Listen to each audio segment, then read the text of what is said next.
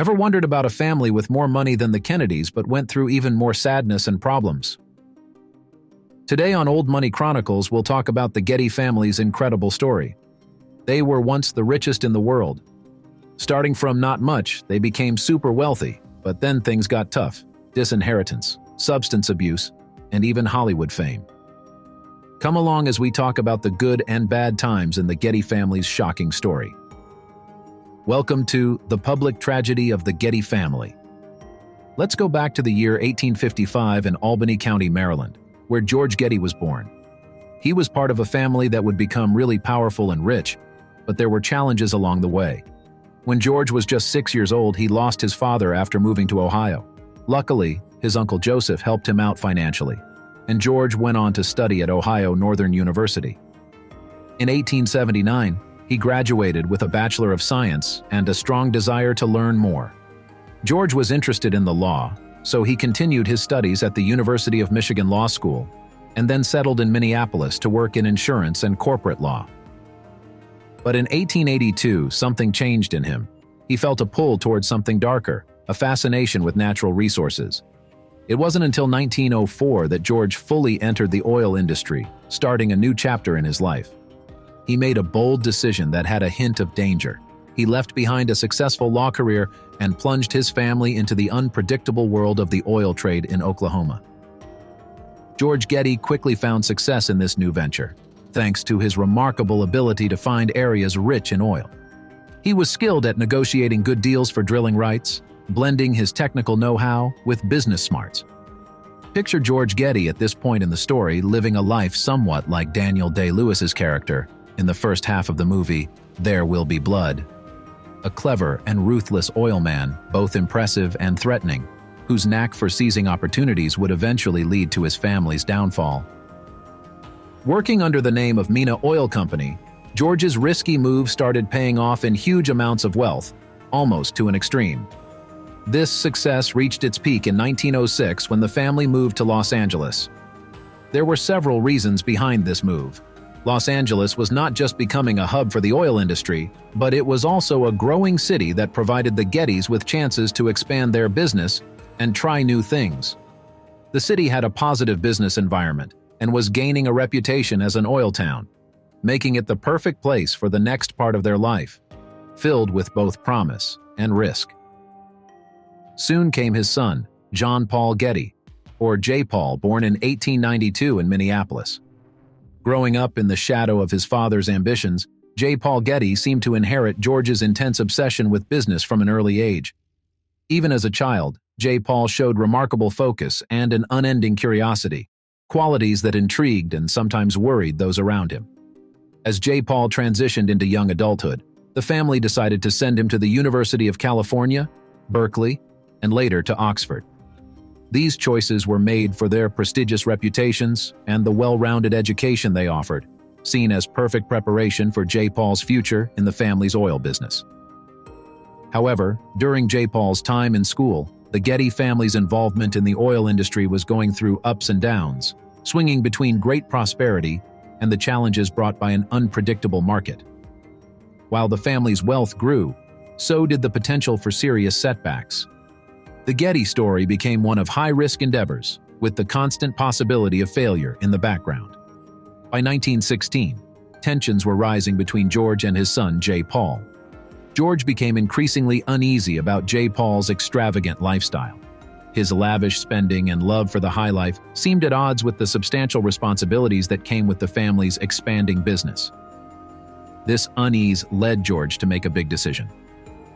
After George's mysterious death in 1930, the leadership of the growing business passed to Sarah, his widow. Even though it wasn't a direct inheritance, J. Paul was named president, a significant but relatively quiet acknowledgement of his increasing influence. However, George had put some legal restrictions on his son's path to power. Little did George know that his son, J. Paul, would rise to incredible heights, eventually becoming the world's richest man. However, this impressive ascent came with a significant cost.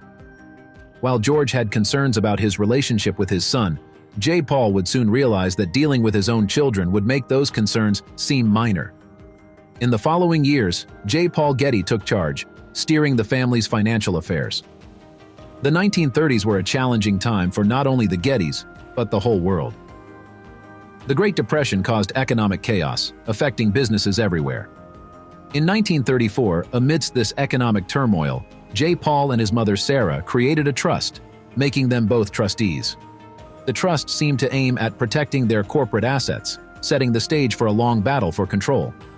As the years passed, J. Paul made gradual yet significant moves to strengthen his control. These financial strategies were far from simple.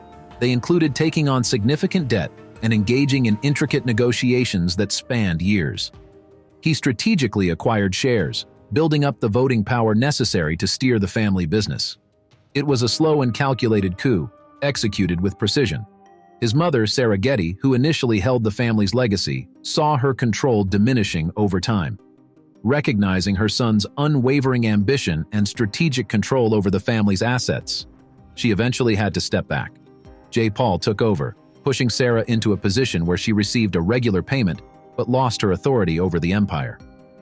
Under J. Paul's leadership, the family's fortune reached astonishing heights.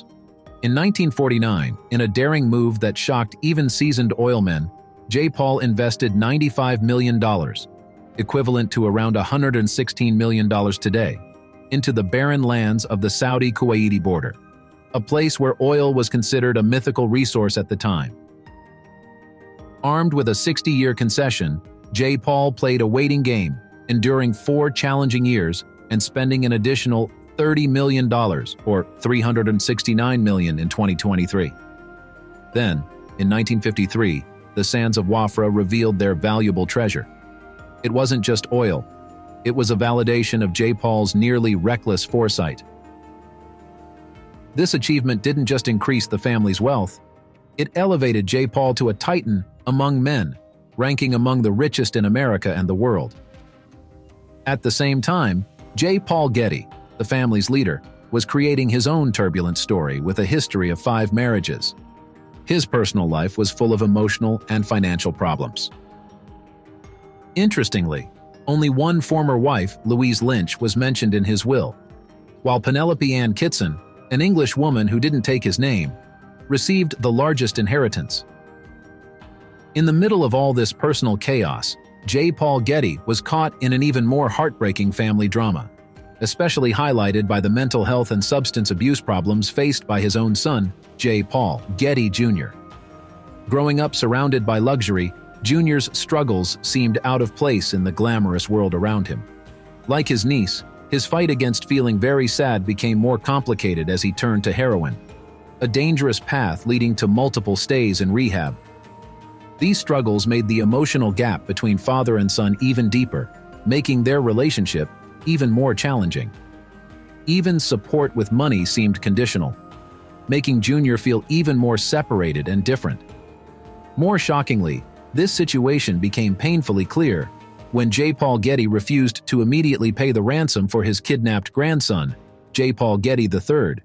He mentioned that he has 14 other grandchildren and doesn't want to create a market for kidnapped heirs. These incredibly tragic stories in the life and times of the world's richest man revealed the emotional distance and complications that were part of being a Getty. These issues went beyond their mansions and boardrooms, serving as an open secret that added yet another complicated layer to their already complex public image. However, even with all that tragedy and heartache, the next generations of Getty family members managed to bounce back and strengthen the family name before even more shocking revelations emerged. In 1971, the introduction of the now legendary Getty Museum highlighted the family's immense influence with its 2 strongholds in Los Angeles, the Getty Villa and Getty Center. The institution serves as a haven of visual wonders, from ancient relics to modern snapshots, attracting nearly 2 million visitors every year. Its revered halls and peaceful landscapes lift it beyond being just a tourist attraction. Yet the museum's existence casts a dual shadow, serving as both a monument to accumulated wealth and a beacon for art appreciation. In 1976, J. Paul Getty took his final leave from the world stage, leaving behind a fortune that was mind-boggling, an estimated $4 billion or $27 billion in 2023 dollars. However, his departure didn't lead to a smooth transition, but rather a complex mix of financial and emotional challenges. While most of his empire went to the Getty Trust, the guardians of the Getty Museum and other cultural monuments, portions were allocated for his children. These distributions set the stage for family discord, turning immense wealth into a breeding ground for scandal and division, casting a shadow over the Getty legacy. In a shocking revelation that captivated society in 1984, Gordon Getty, the Arts of Fardo and Getty Oil heir, was exposed as leading a double life. Two families emerged, one with his well-known spouse Anne and their adult sons, and the other a secret enclave consisting of 3 daughters and their mother, Cynthia Beck. This coexistence in a shadowy liminal space became public due to legal battles over name changes and future inheritances, adding to the complexity of the Getty family's interpersonal dynamics. The tremors, however, didn't end there. In 1986, the Getty Oil-Texaco merger emerged as a milestone.